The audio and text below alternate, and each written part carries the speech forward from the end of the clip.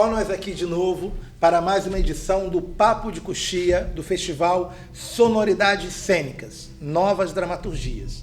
Me chamo Marcos Kovaski e sou o diretor artístico da trupe investigativa Arroto Cênico. E no segundo vídeo do dia, contamos com a presença da atriz e dramaturga Jéssica Meirelles, que nos presenteou ontem com o texto da cena Passarinho. Atriz, diretora, professora e multiplicadora de artes cênicas, dramaturga e pesquisadora do trabalho Treinamento do Ator.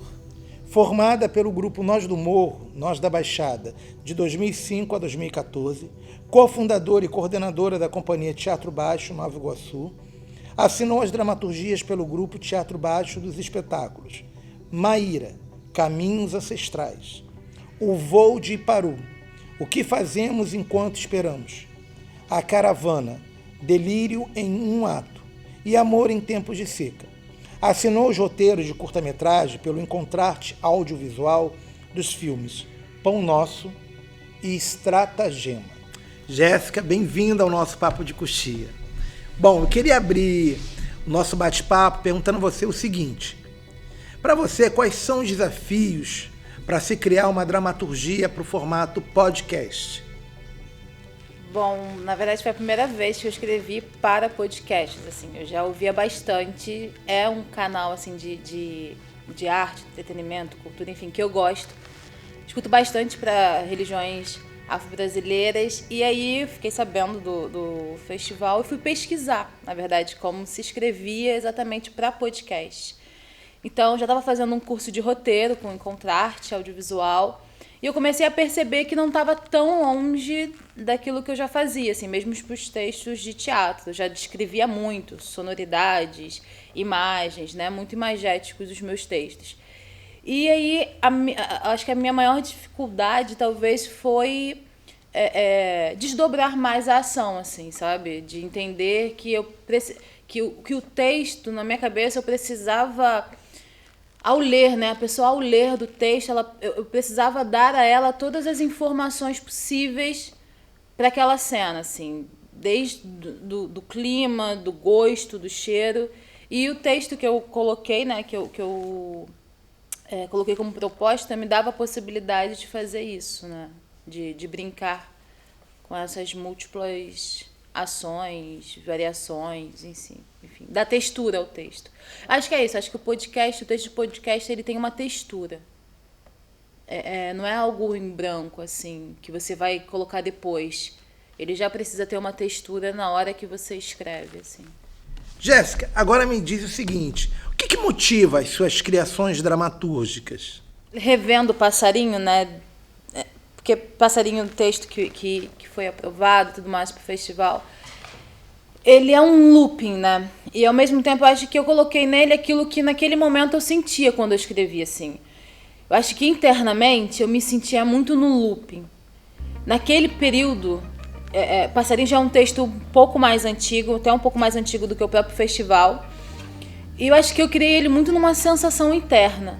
Acho que a personagem principal que chega naquele lugar e parece que um dia é sempre igual ao outro e fica nesse loop eterno de não saber onde está, como está. Eu acho que naquele momento que eu escrevi o texto, eu estava me sentindo assim muito internamente.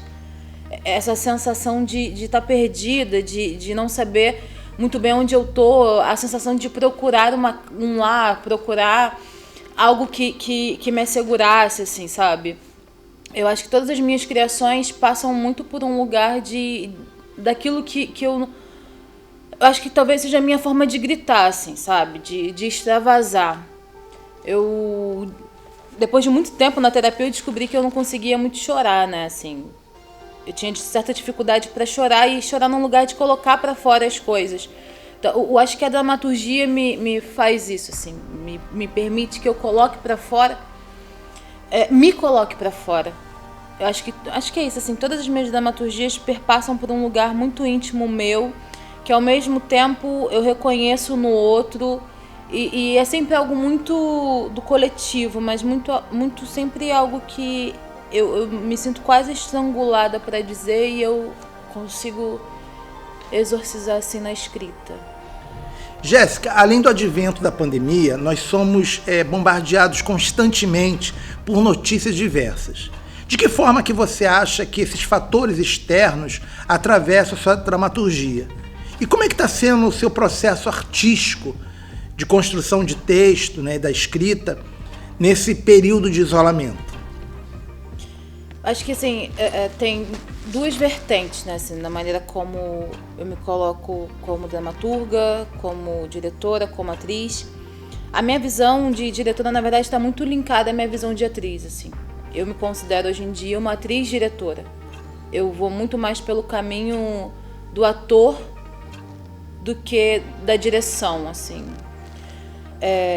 Escrevendo, acho que é impossível nesse tempo, pelo menos assim, para mim, para alguns amigos que eu tenho visto, é impossível você se manter apática, sabe? É impossível eu não levar hoje em dia pro palco, quando eu tenho a oportunidade, ao mesmo tempo que, exemplo, Maíra, né, que é a última dramaturgia e o espetáculo ao qual eu estou ainda em processo de apresentações.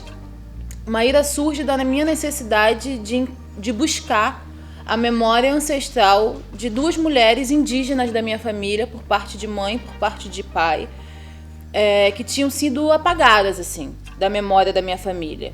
Mulheres que já não tinham mais corpo, voz, que a gente só... Eu era criança e minha mãe falava de duas mulheres que eram indígenas. Isso ficava muito na minha cabeça, sabe? Até mesmo porque eu fui crescendo e as pessoas olhavam às vezes pra mim e falavam assim, você parece uma índia, assim, bem pejorativo, bem taxativo, como se índio resumisse todos os povos, todas as culturas, enfim. Então eu começo com essa busca, né? E é óbvio que no meio do caminho, a história, né? E todas as proibições, todos os não direitos que foram, sabe, tirados, eles perpassam e eles entram, sabe? É impossível eu levar pro palco a minha busca ancestral sem falar do roubo que foi, sem falar que Portugal entrou aqui e roubou e violentou, e sem falar de todo o processo, né, governamental que se teve para genocidar os povos originários, tanto quanto também genocidar os povos pretos, como uma cultura de limpeza, né, que se estabeleceu e se estabelece até hoje. Então, assim, toda vez que eu tenho a oportunidade de subir num palco ou de apresentar alguma coisa, eu me sinto nesse lugar de que eu ainda não posso fazer, assim, e num lugar muito, muito honesto e sem críticas, assim, mas eu não consigo simplesmente pegar um poema de Cecília Meirelles e ler, sabe? Eu não consigo, porque ainda tem muita coisa para ser dita, sabe? Assim, ainda tem, às vezes, eu acho que o palco é um lugar muito potente. E eu percebo isso quando a gente vai fazer Maíra. Eu percebo quantas pessoas que vão assistir. A gente teve um público assim muito bacana e espontâneo, de pessoas que a gente nem conhecia. E pessoas muito diversas. E eu percebo o quanto o que a Nakan diz, o quanto o que é dito ali naquele palco, ele se torna potente para quem escuta, sabe? Eu acho que este lugar aqui, esse festival, né, que vocês estão propondo, é incrível porque tem a questão, né, dessa situação pandêmica que a gente está vivendo, uma maneira assim de fomentar a cultura, de abrir caminhos para novos dramaturgos. É também um lugar de tentar, de alguma maneira, auxiliar a classe artística financeiramente, porque a gente veio passando por um trator econômico bizarro, assim, muito do qual também foi proposital. Mas, ao mesmo tempo, quando a gente pega, né, o Cizinho, vocês pegam o Cizinho como a imagem, né, assim, desse festival, a maior imagem desse festival, eu acho que é isso assim, que você diz quando a gente estava conversando aqui antes. Ele era um movimentador, ele era um multiplicador, ele era, sabe assim, ele não se permitiu... talvez seja isso, assim, ele não se permitiu ficar parado, sabe? Ele foi maior do que a própria vida dele, porque quando a primeira vez que eu ouvi falar sobre o Cizinho já não estava mais aqui nesse plano. E eu tinha 14 anos, agora eu já tenho quase 30, e esse cara ainda permanece, sabe? E o nome dele continua. Eu fico assim, caramba, eu quero ser isso. Parabéns, Jéssica, pelo texto da cena. E a gente queria que você desse uma palavrinha sobre a sua participação no festival, como é que foi para você, né, todo o processo desse período de inscrição, né, e saber que é um grupo da Baixada, um festival voltado só para artistas da Baixada Fluminense. Como é que é para você estar participando do projeto? Bom, enquanto dramaturga de Passarinho, assim, eu me sinto bastante animada, na verdade, com essa experiência de não só poder ouvir depois o texto, mas também saber que em algum momento eu irei ver, né? Porque vocês conseguiram multiplicar o festival em várias potências, assim, né? Multiplicaram e potencializaram a escrita de cada dramaturgo, assim, de uma maneira muito, muito interessante. Então eu me sinto muito feliz, muito grata também por todas as conjecturas de estar no festival. Fico muito feliz, novamente, acho que a palavra é feliz mesmo, porque assim, vi a Carla anteriormente, saber que ela é uma dramaturga, saber que ela participou, que ela passou, realmente tem esse lugar de... Durante muito tempo foi um nicho masculino, né? Onde se tinha o respeito, onde os homens eram respeitados por serem dramaturgos. Ainda hoje há esse lugar ainda de democratizar este acesso, né? Este lugar, tanto esse acesso de estar dentro como financeiramente, né, monetizar essa arte que é um trabalho, e o reconhecimento de saber que a Baixada também produz dramaturgas. Recentemente eu fiz uma oficina que falava sobre dramaturgia feminina, né, cadê as dramaturgas, escritas afetivas, e que passava por este lugar da dramaturgia interna, do coletivo, e que era uma provocação, né? Cadê essas mulheres? Que na verdade sempre existiram, mas não tinham esse acesso a essa democratização de conhecimento. Então eu fico muito animada. Acho que eu fico muito animada com essas novas perspectivas que estão chegando, sabe? Dessas mulheres que estão adentrando e estão se firmando como dramaturga, porque durante muito tempo eu tive dificuldade de me reconhecer como uma dramaturga. Às vezes, mesmo já tendo trabalhado, produzido textos, sendo aprovadas, né? Quando a gente foi aprovado com o Iparum, eu tive que submeter o meu texto, ele foi aprovado, mas em algum lugar meu ainda ficava assim, mas será que eu posso dizer que eu sou? Porque parecia que eu precisava ter uma validação de, sei lá, de algum ser. Então hoje, assim, eu fico muito feliz em me reconhecer como dramaturga. Tenho muito a agradecer a você também, porque né, lembro das aulas de teatro, assim. E Nelson Rodrigues, eu acho que assim que você me apresentou Nelson Rodrigues, eu lia Nelson Rodrigues, me apaixonei enormemente pelas obras dele, pelas mulheres que ele colocava. E aí com o tempo a gente vai aprendendo a reconhecer outras dramaturgas. Assim, tem a Juliana França, que é da Baixada, que também é uma dramaturga. Tem a Sol, né, lá do Rio. Então assim, eu fico muito contente com esses avanços, assim.